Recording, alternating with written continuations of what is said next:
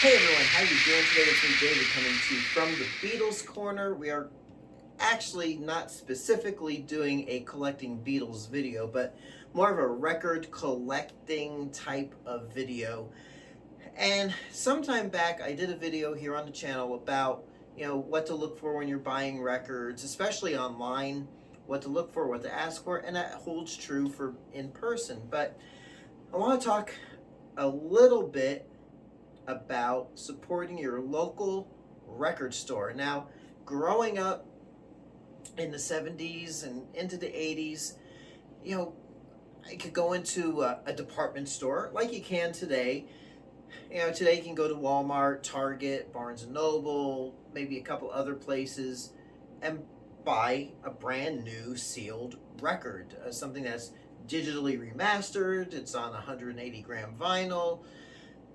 Yeah, and that's a cool experience. Back when I was growing up, again, like I said, I can go into a department store, Two Guys, Caldor, Bradley's. Growing up in Jersey, maybe in your neck of the woods, you had Gimbals, and maybe some other chain department stores that were local to your area that sold records. Again, new sealed records. You could also go to a record store chain, like maybe out, in some areas you had Tower Records. I had Sam Goody, Goody got it, Sam Goody got it. Musicland, and some other chain record stores. But then you had your local record store where they specialized in getting imports, and you were able to buy quality used records at a discounted price. And that's what I want to talk about today, is your local mom and pop record store. Maybe not mom and pop, but you know what I mean. And what spurs this video on is a couple of things. So I like to frequent a record store in Mount Gilead called Legend Records. And the owner there, Larry, is really cool. He knows what he's talking about. He's invested. He's got a friend named Tammy that works there every time I'm there. Larry's in there on the weekends, and he has a sister store next door called The Flip Side, where he, again, records, collectibles, turntables, like a catch-all type of deal. So, and then over the weekend, this last weekend, my wife and I were down in Columbus, and we were with a friend of ours who was showing us some vintagey stores. And next to one of these vintagey stores was this record store called Elizabeth's Records, and got a nice little sticker from there. And I want to show you what I got at Elizabeth's Records and why I really enjoy these local record stores. So going in there, I went straight to the Beatles section, but I'll show you what Beatles related stuff I got. Really interesting was that, so the last record I got, the Smithereens. Now, you may not know who the Smithereens are. If you do, you get bonus points. They are a band from Jersey who, they were on Capitol Records. They kind of sailed under the radar a bit, but really have a great cult following. I only have one CD by the Smithereens, which is their greatest hit CD. And so to find something on vinyl, this is on the Enigma Records label from 1986. I don't know where in their discography this fits, but I was stoked to get it for $15. I'm looking forward to spinning it. Another record I've been looking for, because I'm a huge Beach Boys fan as well. So Dennis Wilson put out this record in '77 called Pacific Ocean Blue. I've never listened to it, but it has such a reputation that I've been looking for it. And for $20, these go on eBay for upwards of $100. But to find it for $20 was a no-brainer. And I noticed on here after I got it home, there's a sticker on the back. Don't know how well you can see it. It looks like it says for governmental sale only, but it's really faded. So I'm gonna have to do a little research on it, and I'll probably do a video, my my impressions of this album. So be on the lookout for that. But that, I was stoked to see that for $20. Beatles related, I found this 20 hits on the Phoenix 20 label, which I know is a budget label out of Jersey. Digital mastering. Side 1 are 10 songs from the Tony Sheridan era of recordings. Most famously, Ain't She Sweet and My Bonnie were the big songs from those sessions. There were a few others, but interestingly, those 2 songs do not appear on this album. Side 2 are 10 songs from the Decca sessions. So really nice early collection. I'm looking forward to listening to this one. $8. Again, another no-brainer. I like finding Beatles related stuff that's not going to break the bank and stuff I've never really seen before. So there's that. And then the other Beatles related, now just fair warning, I have a friend named Colleen out in Indiana. Colleen, I don't know if you watch the channel or not. I know you found a copy of this album for me, and I'm well aware of it when I bought this. I'm still getting that album from you. This Beatles featuring Tony Sheridan. This is on the Mr. Pickwick label out of England. The copy Colleen got for me it's exact same record, but it's on the Contour record label.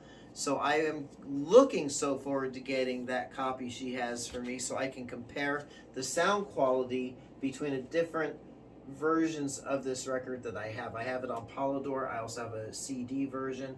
I've got the MGM and Atco versions of the songs. So I'm looking forward to seeing when I get that copy from her what it sounds like. But this one sounds on the Pickwick label out of England. It's a phenomenal sounding album. I don't know what they did to those songs, those tapes, but it sounded great.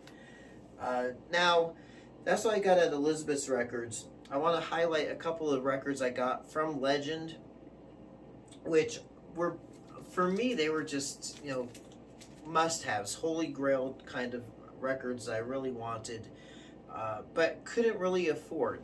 So the German version of the Please Please Me album, which is Please Please Me on Andre Gnola on the Horozu label out of Germany. Stoked to get that. That was a couple of years ago, and I think I did a review on that. Recently I did a review on this, the Beatles Live at Abbey Road Studios bootleg.